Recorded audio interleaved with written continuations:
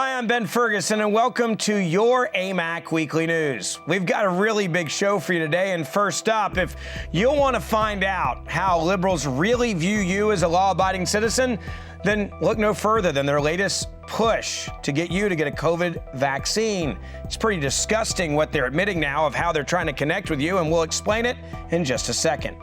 Up next, CNN finally admits that their organization is nothing more than an anti-American propaganda machine that was there to take down Donald Trump. And we have it all caught on tape. We'll have that for you in just a second.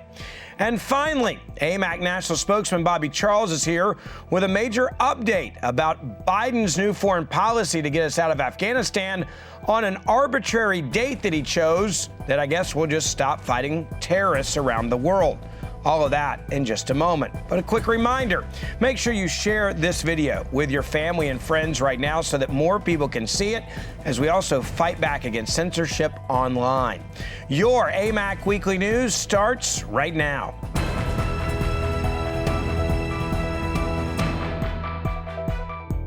So if you listen to the White House, you listen to Fauci and all his minions, you must get vaccinated. No, you're not allowed to ask any questions either.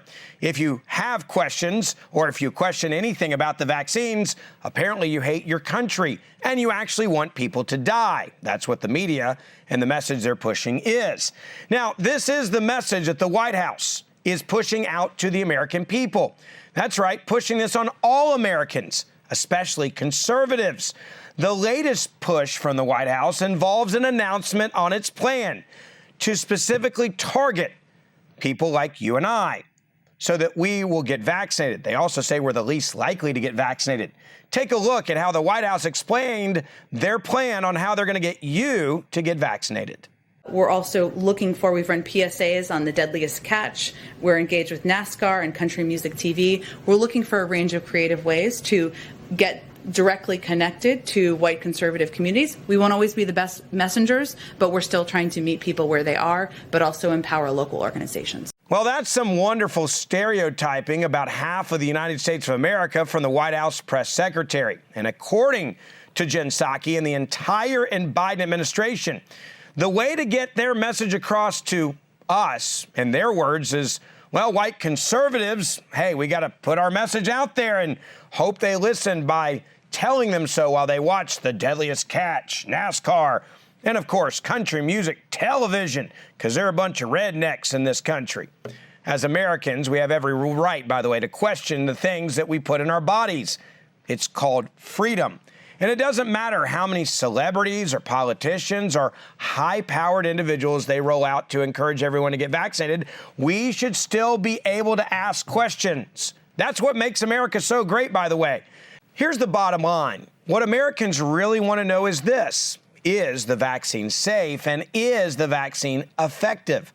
That's it. Americans don't want to hear a political narrative, and we don't want to be attacked as anti-vax murderers of other people when we ask two simple, basic questions.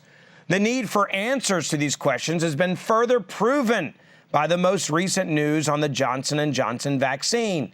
Just this week, the FDA and the CDC paused the rollout of the Johnson & Johnson COVID-19 vaccine after several instances of severe blood clots in recipients. Again, we should all be able to ask questions. Now, up until this week, the government praised this vaccine for being so safe that everyone should get vaccinated immediately. Now, Dr. Fauci can't even answer this simple question that he was asked about vaccines this week. Take a look. Are you ruling out the possibility that the vaccine could be removed from the market? I mean, are you ruling out that, are you expecting it to be re-allowed? You know, I think it would be premature to comment on that, and that's the reason why the pause was done, so that they could take a good look at it very carefully, look at every different factor. I wouldn't want to speculate as to what would happen. Now let's talk about the facts here. It's important to understand that over 6.8 million people have already received the Johnson & Johnson vaccine. Yet the FDA and the CDC decided to pull it based on only 6 supposedly reported cases.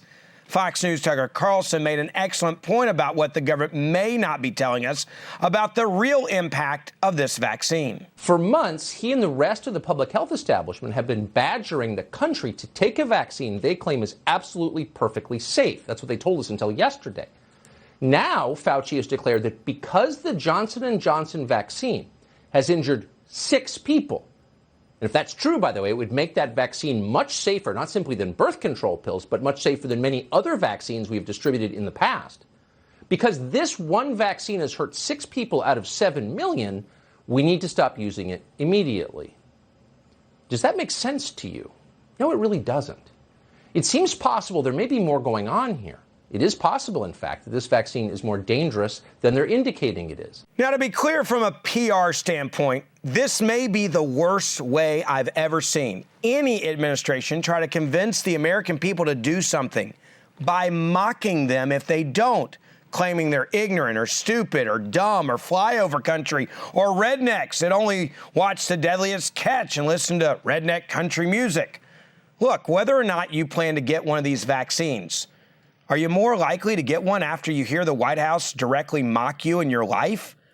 This clearly isn't about protecting Americans. This is about control. And this administration, the left, clearly are showing that they will do whatever it takes to control you in every aspect of your life, including asking a basic question about a vaccine. They say you can't ask that question. And if you continue to ask those questions, it's pretty clear. This White House is going to declare you an enemy of your fellow man, and that is un-American. So as many of you know, I spent 7 years as a hardcore conservative fighting for the conservative perspective to be put on TV at CNN. I can tell you at the beginning it was never really a fair fight, but at least it was a genuine debate of ideas. I knew I was going up against a stacked deck every time I went on TV. That all changed the moment that Donald Trump got elected. It no longer was about a fair fight. It was a host and multiple guests against you as a conservative. And CNN did everything they could to bring down people around Donald Trump, ruin their lives, literally ruin their lives. Well, thanks to Project Veritas, we now have undeniable proof of this type of corruption at CNN. CNN's technical director, Charlie Chester, was caught on tape saying this. Take a look. I think what we did, we got Trump back. I am 100% going to say it, and I 100% believe it, that if it wasn't for CNN, I don't know that Trump would have gotten voted out. Our focus was to get Trump out of office, right? Without saying it, that's what it was, right? Trump was, I don't know, like his hand was shaking or whatever like that. We brought in like so many medical people to like all tell a story that like it was all speculation. That he was like neurological damage, like that he was losing it, he's unfit to, you know, whatever. We were creating a story there that we didn't know anything about. You know, that's I think that's propaganda. You might want to rewind this video later and watch again what he had to say. The point is, this isn't just about the unprovoked and completely false attacks against President Donald Trump anymore. This is also proof that CNN was willing to create false narratives, put forth so-called experts who were willing to corroborate those narratives and flat out lie to the American people in order to get what they wanted. They wanted to get rid of Donald Trump. To make this even worse, this is just the start of a 3-part Expose CNN hashtag campaign from Project Veritas. Now, what we have learned from these Project Veritas videos is President Trump isn't the only one who has been the target of CNN. In fact, the undercover reporter for Project Veritas asked this employee at CNN about other instances of propaganda, things they create. And they brought up Matt Gaetz. Matt Gaetz is under attack right now with allegations of sex trafficking, which he has denied. Well, I want you to take a listen to the comments that CNN's employee had to say about this story. If the agenda, say, is to like get like Matt Gaetz right now, he's like this Republican, like he's a problem for the Democratic Party because he's so conservative, right? And he can cause a lot of hiccups in passing of laws. So it's it would be great for the Democratic Party to get him out. So we're going to keep running those stories to keep hurting him and make it so that it can't be buried. That's propaganda. It's helping us in some way. Now, you notice that CNN's technical director made it very clear that Gates, and the reason why they're attacking him is because he's a problem for the Democratic Party's agenda. So whether the allegations are true or not, they are going to continue to attack him until he goes away. I want you to think about what CNN's technical director is saying. In essence, he's saying anyone that's a problem for the Democratic Party, we will act as a media arm of the Democratic Party to do their dirty work for them, to get rid of them, to make sure that they don't see the light of day, that we ruin their lives.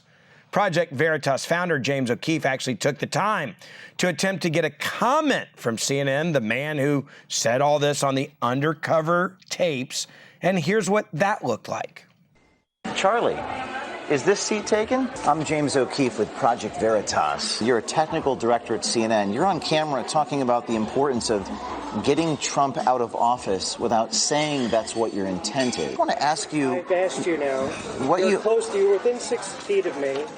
That's your mask on. Well, I can stand 6 feet away from you and ask the same questions. That sounds like a good idea. You're not going to get me to talk about anything, so... Well, you also said that it was, in your words, quote, propaganda. You admit your network is helping certain candidates for political office, and you're admitting that you're wanting to hide it. Why hide it, Charlie? Why hide it? They never have the courage to say publicly what they will say privately. That's courage right there.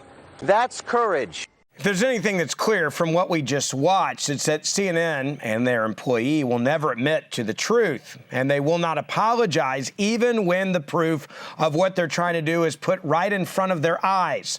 There is no question that this expose features the true intentions of CNN. And Project Veritas, they say, have only just begun telling you the entire story. The American people, by the way, deserve to see the truth. And it's clear that CNN is laser focused on using its powerful reach to destroy conservative voices across the nation. In other words, they do the hitting for the Democratic Party on their hit list of influential conservatives. This is why it's become more important by the day that we make sure that our voices are being heard and that we stand with conservative voices that are under attack. So remember, the next time you see this type of propaganda on CNN, you know exactly what's behind it and why they're trying to do that. Now, AMAC is here to make sure that we help protect conservative voices and we defend them when they are under attack from media organizations just like CNN. Well, there's big headlines coming out of the White House. We now know that the president is going to address the nation, and he's also decided to have an arbitrary date to get us out of Afghanistan. Joining me now to talk about this, our very own AMAC national spokesman and former Assistant Secretary of State under Colin Powell, Bobby Charles. Bobby, 9/11 is obviously a very significant date for you, as you lost several friends on that day. In fact, you were supposed to be in the Pentagon that day, or would have been if you weren't in the air on 9/11. You hear this administration kind of put out in a PR statement that we're going to get our troops out of Afghanistan on 9/11. Symbolic, but a very arbitrary date. Does this make any sense from a national security standpoint, or is this just a PR stunt from this administration? Well, it's an excellent question and well framed. I mean, I guess it really, I'll respond to that in two ways. First, from the point of view of doing something on 9/11, it seems a little bit trite for the significance of the 20th anniversary of that event. And you're right. All of America was deeply affected on that day in ways that I somehow wonder whether the depth of geopolitical knowledge is kind of all there around the Biden team, because it's like saying you're gonna stop some aspect of World War II on the day that Pearl Harbor happened. I mean, I don't know. That doesn't seem particularly deep to me. It seems like more of a political stunt. But let's go to the heart of it. having spent a little bit of time in Afghanistan, I think the question, there's a dual question that comes out of this. First, should we be pulling back? And the answer is pursuant to a peace agreement that Donald Trump was working on. A number of people have continued to try to work on it, but it was really, it was something that we were trying to make contingent upon a peace deal. Why? Because if the Afghan government and the Taliban without us can get to some kind of an agreement, or with us had previously been able to get to some kind of an agreement, then it would make sense to pull back troops and end our engagement, except in some nominal way there. The problem we've got here is that you've really made I think, a geostrategic error, a big strategic error. While we would all love to have troops home, we would have loved in the middle of World War II to have troops home. Everybody would always like to have troops home. But you also have to recognize that sometimes a finger in the dike prevents the dike from breaking. And the concern I have is that you've telegraphed an exact date. It's actually past the date that we were supposed to have done a withdrawal pursuant to peace agreement in May. Now it's going to be September, but you've telegraphed an exact date after which we will be disengaged. So if you're the Taliban, or if you're Al Qaeda or ISIS, having previously had engagements in Afghanistan, this gives you kind of the green light. You know when you can execute. Indeed, since you've got a president that's now given you a concrete deadline for his own withdrawal, you might as well start your instability right now. Look, and I got to give credit to President Obama. He was one that came out early and said, I'm going to get us out of Iraq and Afghanistan. And once he kind of had the reality put forth in front of him as the President of the United States of America, he really even pulled back from that, realizing having our troops there, having a presence in these countries made sense, as you put it, right, from a national security standpoint and a perspective of, hey, it's a great talking point to say we're coming home, but if it leads to mass chaos where we have to then go immediately right back and risk even more lives and more innocent people die because of the plans of these terrorists, it's not exactly the best decision, especially with what we've already sacrificed being in the Middle East. So let me actually just hit that, Ben. It's very important what you just said. They failed to get a serious status of forces agreement in Iraq, and Obama initially pulled out. And you remember what happened. You remember the map of the world and how ISIS began to spread like an ink blot across both Syria and then into Iraq and across Iraq, and then we had to go back again. And that's the problem. If you believe that you can just walk away, as a former senior military person and diplomat once said to me, when you pull your fist out of the bucket, it fills in real fast around you. And that's the problem. If you don't keep some degree of engagement, then there's no tripwire, there's no seriousness of purpose. And I guess I am concerned that this looks more like a domestic political act than it does a serious, sober-minded assessment of the forces that are at work globally, in particular, the terrorist forces that I suspect will become a real challenge again in Afghanistan. Bobby, one of the other issues, as you know, is if you pull out, it also hurts a lot of your assets from giving you important information about plans from terrorists. Because if they see that you're leaving, they're less likely to help you, because you're less likely to be able to give them the support they need if they are found out by those that they've infiltrated, whether it be ISIS, Al Qaeda, or even governments in the Middle East. This is certainly a very risky play from an intelligence perspective as well. And I think it's all being done, as you said earlier, really for a stunt. For we checked a box on a piece of paper, and we get to celebrate this on the anniversary of 9/11, that I'm the president that got you out. I'm the administration that got you out. An arbitrary date to kind of stop fighting terrorism in the Middle East seems to me to be extremely dangerous. I hope that doesn't happen, but it does seem that this is more of a check the box political decision than really a national security decision. Bobby Charles, I appreciate you coming on and giving us this important update on this issue that obviously many of our members are going to be paying attention to. That's it for this edition of your AMAC Weekly News. A quick reminder, if you haven't joined AMAC or renewed your AMAC membership, make sure you do it right now. We are continuing to fight to protect our rights in this country that are under attack from this administration. We are more than 2.4 million strong right now, but we need every conservative in the country to join us and join together as we fight to protect our First and Second Amendment rights. We're fighting at the local and state level as well to protect our rights, as this administration is coming after so many of our rights now on the state level. So please make sure that you tell your family and friends about AMAC and renew your membership or join today if you haven't.